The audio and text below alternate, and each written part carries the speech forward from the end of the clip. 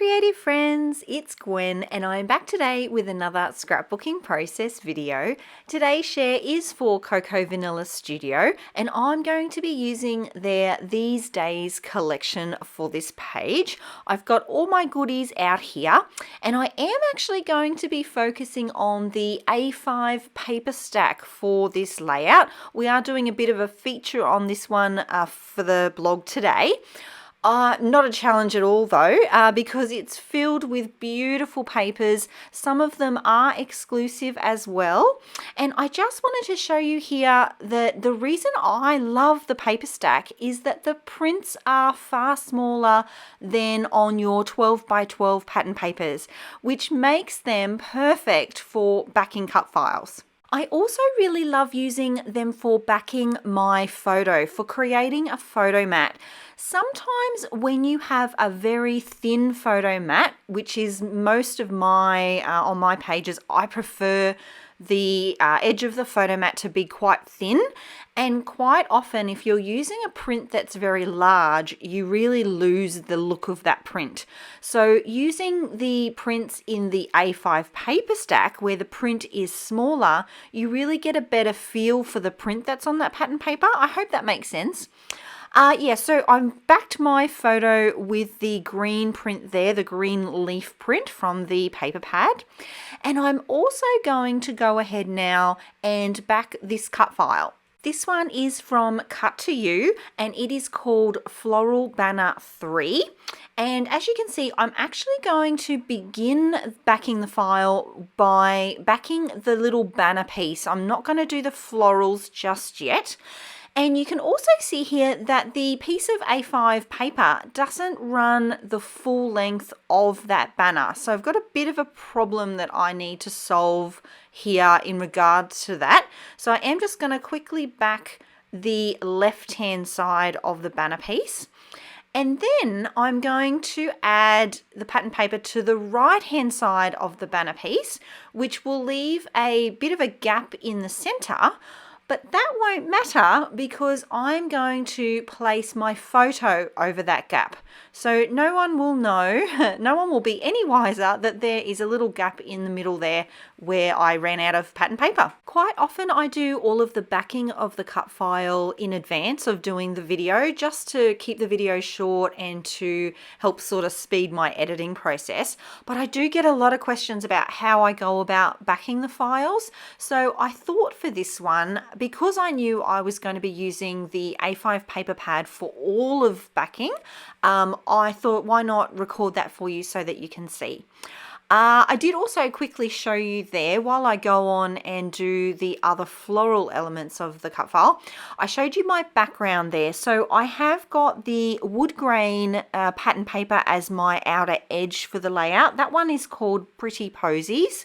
And then on the inside, I've used a black and white floral print.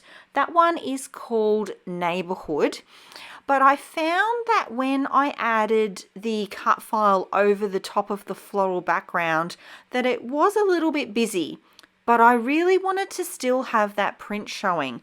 So to soften the look of that background pattern paper, I have actually added in a piece of 12 by 12 vellum from my stash, and it's lovely because you can still see the print underneath the vellum, but it's a lot softer and the background is then sort of more muted or more, the black and white is softer. For me, the fastest way to get this cut file backed is to actually glue the section that I'm working on directly onto my pattern paper, like you can see there. And then just wait that a couple of moments for it to adhere and then just fussy cut around the file itself. I know some people will use a pencil and mark the lines first, but when I do that, I kind of find that I end up cutting it twice. So once on the pencil marks, and then again I have to sort of trim it to make it a little more neat and a little more snug into the cut file. So yeah, I've just found that for me the easiest way is to just glue it on, and then wait for that little piece of glue to dry and then just fussy cut it out directly. And it doesn't actually take as long as you would think. I've tested using the silhouette to cut the file out, and for me this is just as quick and I find it really therapeutic, so I really enjoy this part. So we are getting there. I also find too that when I work from the center of the cut file out towards the edges, that makes it a little bit faster as well because it allows me to get quick access to the areas that I need to fussy cut. So keep that in mind as well. Work from the center out to the outer edges and work in sections. So if you're going to do flowers, do all the flowers so that you're just working with that one pattern paper and then go back and do all the leaves. Anyway, so this is what we're going to be looking at. It is the background with the cut file attached. So you can see that the vellum is not stuck down at this point, and that's because you need to be very careful about how you adhere vellum. If you put a wet glue on vellum, it will wrinkle. And you will also be able to see it. It's very translucent, so you will be able to see your glue marks. So I'm actually going to add all of the glue for the vellum underneath the position of the cut file so that it will never be seen. So I'm going to add the cut file with my ATG, and then I will add extra adhesive between the vellum and the background. Okay, so I can now go ahead and add my photo. I have mounted it up on some 3D foam. This I get from Spotlight in bulk. They have bulk packs of foam. It's in the kids craft section, and yes, I do cut my double-sided tape. I like it that way, and I'm going to position it here. I am going to also make sure that it's super straight.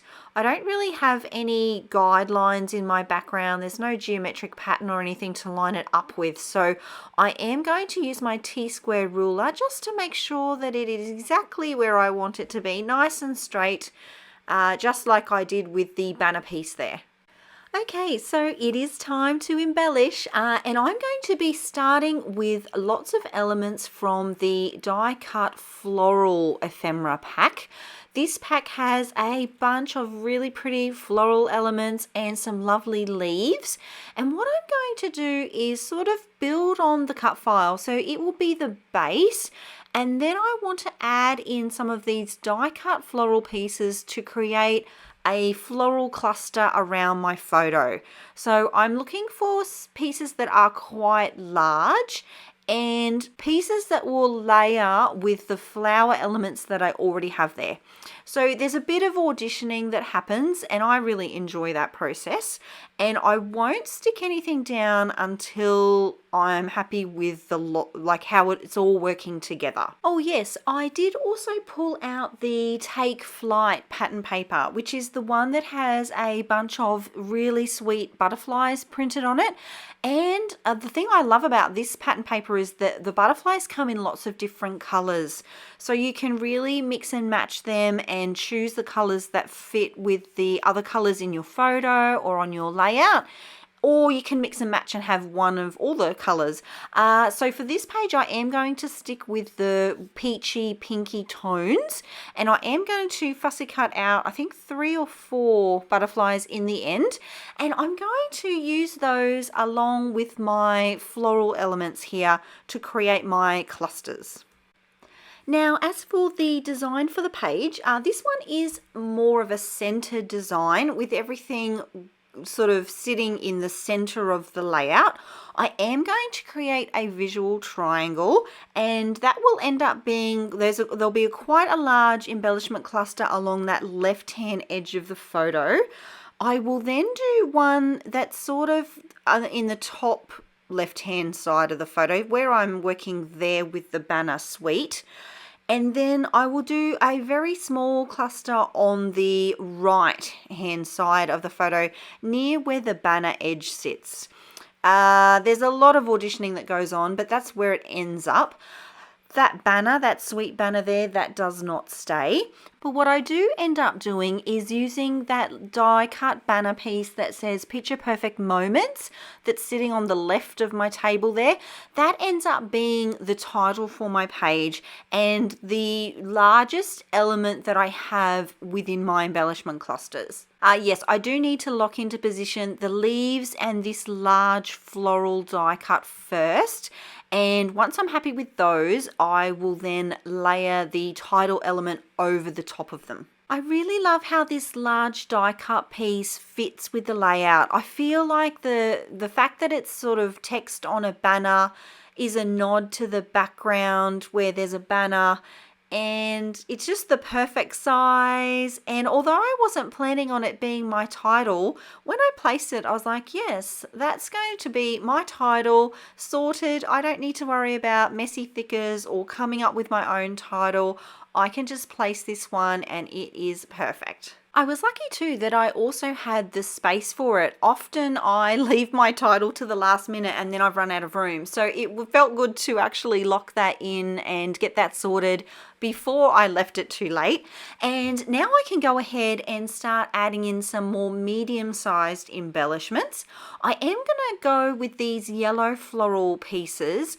I felt that before I added them, it was a little bit monochromatic, a bit flat, and there were a couple of little yellow flowers in the print that I had used to back the banner. So I did want to do another couple of little pops of yellow. I love yellow, and they really do, I think that really lifts the page. It makes it a bit brighter and a bit more happy kind of feeling. So those are going to go in, and they're going to be positioned in a way that sort of fits with my visual triangle. So if you drew a line between the flowers there, the photo, the horse, and Caitlin there would sit within that triangle. It's now time for some of these super fun puffy stickers. I love adding these. They just, you just want to squish them. Oh, I love puffy stickers so much.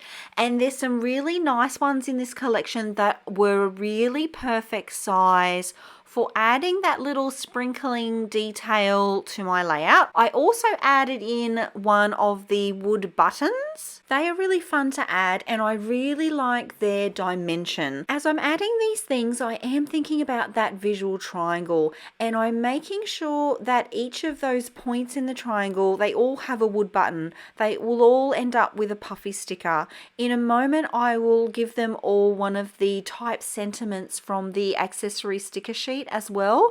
And I just find that by adding in similar elements in each of those points around the page, that it really helps to guide the eye around the page, but it also helps the layout to seem more cohesive and more put together. I'm also now adding in the butterflies that I had fussy cut out earlier. I am going to add them with foam so that they sort of sit off of that background there just a little.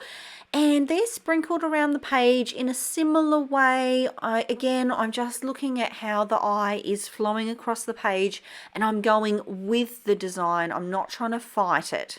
Things are getting serious because I'm gluing stuff down. Yes, super happy with how this is all looking. It's time to lock it in with a liquid adhesive. I am in a moment going to also add some liquid adhesive between the cut file and my background. And as I mentioned earlier, I'm being very careful to position that where I have elements that can hide the glue marks, because it will show through the vellum. You have to be very, very careful when you're working with a liquid glue and vellum. I am going to add a couple of little drops to the edge of the vellum as well, just to lock it into position until I can get my stitched edge done. I'm going to go and do that as well. And that will finish up this layout. Thank you so much for being here, my creative friends. If you like the way that I scrapbook, or the way that I chat about the way that I scrapbook, I would love it if you would give this video a thumbs up. If you're new, feel free to subscribe to see more videos just like this one. Of course, if you have any questions about the products that I've used or my process, I would love to answer them. Leave them in the comments below. I will leave you with close-ups in a moment here. And yeah, thanks for spending your creative time with me. I love that you've popped by the channel today.